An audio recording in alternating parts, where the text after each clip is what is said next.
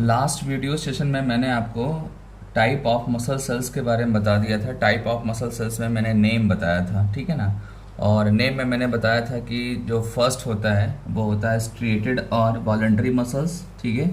Then cardiac muscles, then unstriated और non striated. इसको आप नॉन स्ट्रिएटेड भी बोल सकते हैं। स्ट्रिएटेड वर्ड इसलिए यूज़ करते हैं क्योंकि मायोफाइब्रल्स प्रेजेंट होते हैं। जैसा कि मैंने प्रीवियस वीडियो में बताया था कि मायोफाइब्रल्स में मायोफिलामेंट्स होते हैं और मायोफिलामेंट्स के अरेंजमेंट के बेसिस पे जो है बैंड्स का फॉर्मेशन होता है। बैंड्स का फॉर्मेशन सेल्स के अंदर होता है और वो बैंड्स डार्क और लाइट होते हैं और बैंड्स को ही एक्चुअली में हम स्ट्रिएशन बोलते हैं। क्या बोलते हैं? स्ट्रिएशन बोलते हैं। तो स्ट्रिएशन का मतलब आपको समझ में आ रहा होगा।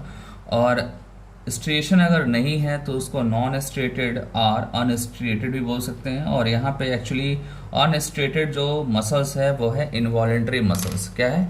Involuntary muscles. और इनवॉलेंट्री मसल्स को आप स्मूथ मसल्स बोल सकते हैं, ठीक है ना।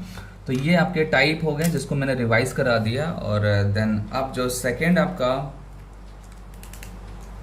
पॉइंट है आज का, सेकेंड मीन्स कि अगर आप क्लासिफिकेशन करते हैं मसल्स सेल्स का, तो पहला जो होगा आपका मसल सेल्स वो होगा स्केलेटल मसल्स, ठीक है। स्केलेटल मसल्स, ठीक है। स्केलेटल मसल्स का जो सेकंड नेम है वो है स्ट्रेटेड, बिकॉज इसमें स्ट्रिएशन प्रेजेंट है, ठीक है।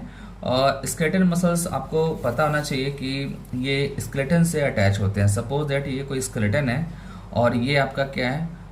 स्केलेटल मसल्स है। तो इन दोनों के बीच एक कनेक्टिव टिश्यू होता है जिसको हम क्या बोलते हैं? टेंडन बोलते हैं। क्या बोलते हैं? टेंडन बोलते हैं, ठीक है ना। तो ये जो टेंडन आपका है, टेंडन ही बोन्स और मसल्स को कनेक्ट करता है, ठीक है ना।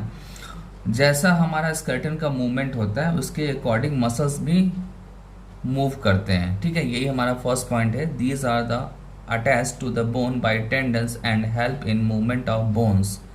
देन सेकेंड पॉइंट है दीज मसल्स आर वॉलेंट्री, ठीक है ना। तो ऑब्वियसली ये वॉलेंट्री होगा क्योंकि अभी जस्ट मैंने बताया कि स्केलेटल मसल से ये अटैच है, ठीक है। और as well as nervous system से भी ये कनेक्टेड होते हैं। तो जैसा हमारा डिज़ायर होता है, जैसा हमारा विल पावर होता है, जैसा हम डायरेक्शन देते हैं ब्रेन से, उसके अकॉर्डिंग मसल्स जो हैं, ये पर्टिकुलर मसल्स, दैट मीन्स कि स्केलेटल मसल्स मूव करते हैं, ठीक है। जैसे मैं आपको क्लास ले रहा हूँ तो मैं बार बार पेन को शिफ्ट कर रहा हूँ, ठीक है, अपने हैंड्स को हिला रहा हूँ, ठीक है। तो ये जो हिला रहा हूँ, ये इसका मतलब क्या है कि मैं इसको डायरेक्शन दे रहा हूँ और डायरेक्शन एक्चुअली में कहाँ से डिसाइड हो रहा है? वो ब्रेन से डिसाइड हो रहा है, ठीक है ना। तो ये आपका सेकंड पॉइंट हो गया। थर्ड पॉइंट आते हैं। थर्ड पॉइंट है these muscles exhibit transverse strips and hence these are called striated muscles. तो ये जो लाइन है ये मैं ऑलरेडी बता चुका हूँ। मैंने आपको बताया था कि मसल्स के अंदर मायोफाइब्रल्स होते हैं, मायोफाइब्रल्स में मायोफिलामेंट्स होते हैं। मायोफिलामेंट्स का एक अपना एक पैटर्न है, अपना एक अरेंजमेंट है और अरेंजमेंट की वजह से स्ट्रिप्स का फॉर्मेशन होता है, स्ट्रिएशन का फॉर्मेशन होता है। और उसी स्ट्रिप्स और स्ट्रिएशन के बिहाफ पे हम इसको बोलते हैं स्ट्रिएटेड मसल। क्या बोलते हैं? Striated muscles.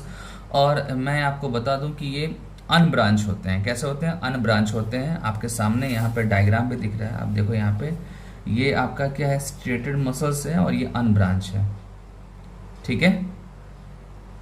एंड साथ में एक इम्पॉर्टेंट पॉइंट ये है कि कोई भी एक पर्टिकुलर आप सेल अगर लेके स्टडी कर रहे हैं, सपोज दैट ये आपका एक स्केलेटल मसल्स है, ठीक है, मसल सेल्स है, और इसके अंदर आपको न्यूक्लियस जो है एक से ज़्यादा आपको मिलेंगे, ठीक है। एक से ज़्यादा आपको न्यूक्लियस मिलेंगे। और एक से ज़्यादा न्यूक्लियस कैसे होते हैं मैं आपको बता रहा हूँ। जब बहुत सारे सेल्स आपस में फ्यूज़ होते हैं और हर एक सेल्स में आपको पता है कि each cell have at least single nucleus, ठीक है। तो जब सिंगल न्यूक्लियस होगा उसके अंदर तो ये सारे सेल्स जो है कभी किसी पर्टिकुलर कंडीशन में ये अगर फ्यूज़ होते हैं तो फ्यूज़ होके जो सेल्स बनाएंगे उसको तो हम क्या बोलेंगे? मसल सेल बोलेंगे। बट इस पर्टिकुलर मसल सेल्स में आप देख रहे हैं न्यूक्लियस जो है मोर देन 2 है, ठीक है। दैट मीन्स कि मल्टी न्यूक्लिएटेड है ये। कैसा है ये? मल्टी न्यूक्लिएटेड है। और यहाँ पे मल्टी न्यूक्लिएटेड सेल कैसे बना है? जब बहुत सारे सेल्स फ्यूज होते हैं तब मल्टी न्यूक्लिएटेड सेल्स फॉर्म होते हैं। और स्केलेटल मसल सेल्स जो होते हैं वो मल्टी न्यूक्लिएटेड ही होते हैं एक्चुअली में, ठीक है ना। तो ये आपका फोर्थ पॉइंट हो गया। देन इसके बाद लास्ट पॉइंट जो है वो है skeletal muscles exhibit very high degree of contraction and relaxation, ठीक है, रिलैक्सेशन या एक्सटेंशन भी बोल सकते हैं। और ये इसलिए बोल रहा है क्योंकि हाई डिग्री जो है इसमें कॉन्ट्रैक्शन और रिलैक्सेशन होता है, क्योंकि ये ब्रेन से कंट्रोल है। और जितना हम मतलब कि एक अगर आप कंपैरिजन करेंगे तो आपको लगेगा कि ये वाकई में कॉन्ट्रैक्शन इसमें ज़्यादा है और एज वेल एज रिलैक्सेशन भी इसमें ज़्यादा है, ठीक है ना। ये सारी बातें हम किसके कंपैरिजन में बोल रहे हैं, हम कार्डियक और स्मूथ मसल्स के कंपैरिजन में बोल रहे हैं, ठीक है ना। और आपको पता है कि इसको स्मूथ मसल्स तो ज़्यादा कॉन्ट्रैक्ट होते नहीं, उनका एक मतलब लिमिट है कॉन्ट्रैक्शन का। और एज वेल एज जब कार्डियक मसल्स की बात होगी तो कार्डियक मसल्स तो एक रिदमिक मूवमेंट करता है, मतलब उसके मसल्स एक लिमिट में क्या होते हैं, कॉन्ट्रैक्ट और रिलैक्स होते हैं। उसमें ऐसा नहीं है कि किसी पर्टिकुलर कंडीशन में कॉन्ट्रैक्शन ज़्यादा हो जाए या बहुत ज़्यादा रिलैक्सेशन हो जाए, तो ऐसा कुछ भी नहीं होता है। वो एक रिदमिक पैटर्न में थोड़ा थोड़ा वो कॉन्ट्रैक्ट और रिलैक्स होते हैं, ठीक है। तो जब आप अदर से कंपेयर करेंगे स्केलेटल मसल्स को तो ये कंपैरेटिवली इसमें high degree of contraction and extension होगा, ठीक है ना। तो ये पॉइंट आपको ध्यान देना होगा। नेक्स्ट जो है आपका मसल्स जो है वो है स्मूथ मसल्स और अनस्ट्रेटेड मसल्स, ठीक है।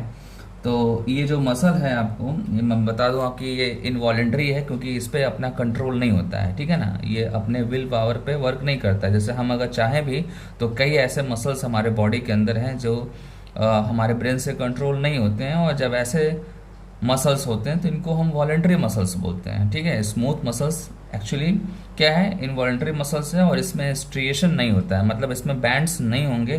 दैट मीन्स इसका ये भी है कि मायोफाइब्रिल्स इसमें प्रॉपर ऑर्गेनाइज नहीं होते हैं, ये एब्सेंट भी लिख सकते हैं, ठीक है ना। मायोफाइब्रिल्स एब्सेंट आप लिख सकते हैं। और मायोफाइब्रिल्स अगर एब्सेंट है तो आपको पता है ना कि मायोफाइब्रिल्स एब्सेंट होगा तो बैंड्स का फॉर्मेशन या स्ट्रिएशन का फॉर्मेशन नहीं होगा, ठीक है। और स्मूथ मसल्स जो होते हैं ये सिंगल न्यूक्लिएटेड होते हैं, क्योंकि यहाँ पे ज़्यादा कंट्रोलिंग की ज़रूरत है नहीं, क्योंकि ज़्यादातर कंट्रोलिंग की जब बात आती है तो स्केलेटल मसल्स से ज़्यादा कंट्रोल्ड वर्क करता है, ठीक है। स्मूथ मसल्स का controlling as compare to skeletal muscles ज़्यादा नहीं होता है, ठीक है ना। सेल के शेप की बात करें तो ये स्पिंडल शेप का होता है, आपके सामने यहाँ पे दिख रहा है, ये स्पिंडल शेप है। यहाँ पे मायोफाइब्रिल्स पे दिख रहा है, बट ये मायोफाइब्रिल्स जो होते हैं ये बहुत मतलब ज़्यादा डेवलप नहीं होते हैं, थोड़ा डेवलप होंगे, ज़्यादा ये प्रॉपर फॉर्म में नहीं होंगे, ठीक है ना।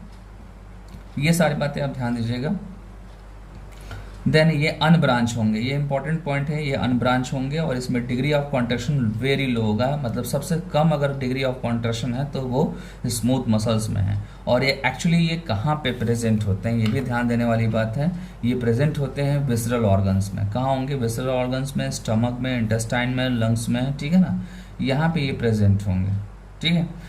और वहाँ पे अपना जो भी इनका मूवमेंट होगा थोड़ा बहुत ये करेंगे, लेकिन अगर आप अदर से कंपेयर करेंगे तो इनका कॉन्ट्रैक्शन और रिलैक्सेशन का डिग्री जो है वो वेरी लो है, ठीक है ना।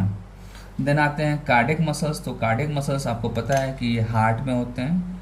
हार्ट में कार्डियक मसल्स का जो कॉन्ट्रैक्शन है या मूवमेंट है वो रिदमिक है, मतलब एक पैटर्न में थोड़ा कॉन्ट्रैक्ट होंगे, थोड़ा रिलैक्स होंगे और वो एक स्पेसिफिक ड्यूरेशन में होंगे, ठीक है। ऐसा नहीं कि एक बार कॉन्ट्रैक्शन हुआ तो 2 मिनट लगा फिर देन 4 मिनट लगे, ऐसा नहीं है। एक लिमिटेड टाइम में जितना कॉन्ट्रैक्शन होना होगा और फिर रिलैक्स हो जाएंगे वो, ठीक है ना, अगर हेल्दी हमारा मसल है तो, ठीक है।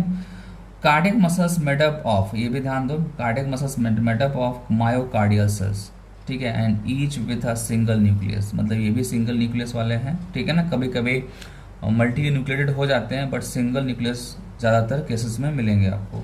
और ये हाईली ब्रांच्ड होंगे, आपके सामने यहाँ पे दिख रहा है, यहाँ ब्रांचिंग है, ठीक है ना। Then branch of different cells are inter communicated, जो भी ब्रांच है वो आपस में क्या होते हैं, कम्युनिकेट होते हैं, क्योंकि आपको पता है कि कार्डियक मसल्स में भी कंट्रोलिंग होती है, ठीक है ना, मतलब कि जो इसका रिदम है वो मेंटेन हो रहा है तो उसमें कुछ टिश्यूज़ हैं जो इनको मेंटेन करते हैं, बट कम्युनिकेशन इसमें प्रॉपर होता है, ठीक है ना।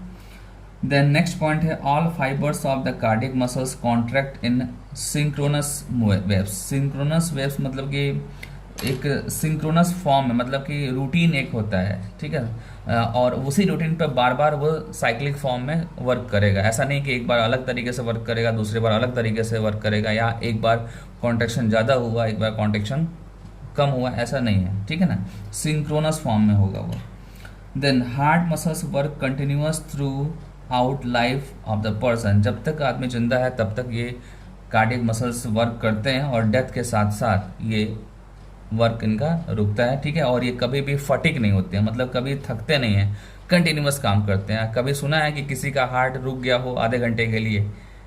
अगर ऐसा होगा तो वो पर्सन की डेथ हो जाएगी, ठीक है। तो डेथ के साथ ही इसका वर्किंग स्टॉप होगा, और बर्थ के साथ ही, मतलब कि बिफोर एम्ब्रियोनिक कंडीशन में भी हार्ट वर्क करता है, तो वहीं से स्टार्ट होता है आपका। जैसे हार्ट का डेवलपमेंट होता है और फर्स्ट टाइम एम्ब्रियोनिक कंडीशंस में जब हार्ट वर्क करना स्टार्ट होता है, तो तब से लेकर और डेथ होने तक ये वर्क करता रहता है। डेथ के बाद इसका वर्क रुक जाता है, ठीक है ना। तो ये आपका कार्डियक मसल्स हो गया। नेक्स्ट क्लास में हम कंपैरिजन करेंगे इन तीनों को एक साथ, ठीक है ना। तब तक वेट करिए और कुछ क्वेश्चन करेंगे हम इसके साथ। ओके स्टूडेंट्स, आज जो है ये नया एक्सपेरिमेंट था इस क्लास का, तो आई होप शायद आपको अच्छा लगा होगा। विजिबिलिटी तो क्लियर है, ठीक है, और थोड़ा सा मेरे को लेक्चर्स बनाना इजी है as compare to board. Board पे का लेक्चर्स बनाना थोड़ा टफ होता है, ठीक है ना।